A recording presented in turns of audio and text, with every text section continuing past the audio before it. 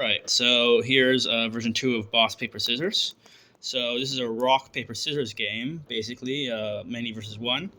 So on a turn, people are going to all play a tile face down and then reveal simultaneously. So if like me and my partner were against the boss, we would all play the tile face down, then go boop, boop, boop.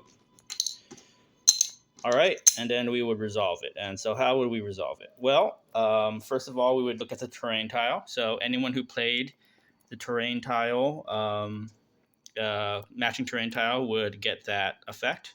So in this case, the good guys, so to speak, would get to move the terrain track and the regeneration track. So move it here, move it here. That actually doesn't do anything right now because they're just still at the same values. But like, obviously, you want to get to your side of the track.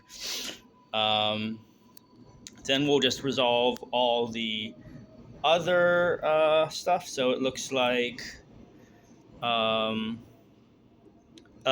do the effects first, and then we'll do damage. Not that it really matters, but it's just simpler. So in this case, it looks like rock beats scissors. So we're getting two crowns normally, but we also get the third crown because rock beats scissors. So 3 crowns for the good guys, one terrain for the good guys because they didn't, paper doesn't beat scissors. So 3 crowns and 1 terrain, but then the boss gets 4 terrain, and because there's scissors beats paper, so 3 plus 1, and then if they had both been paper, it would have been 5 terrain.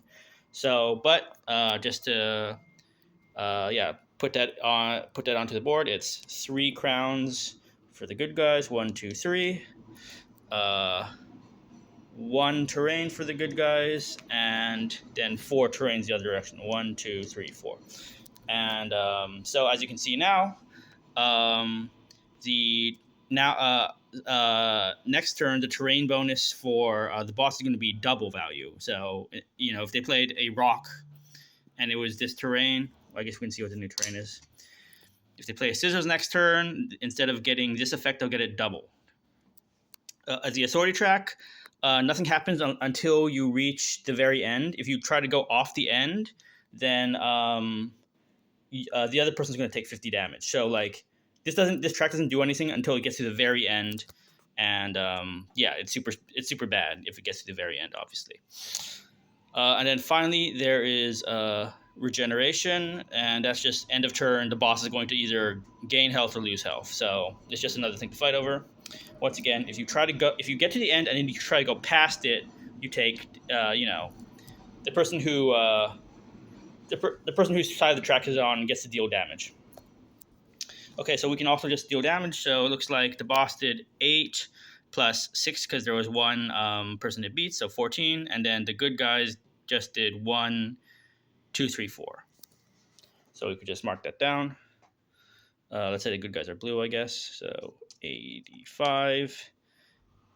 And the boss took a little, just 4. Yeah, that's right. Anyways, that's mostly it. So your tiles are going to stay out there. So now my opponent knows that I don't have any more rocks that give crowns, for example. That's important.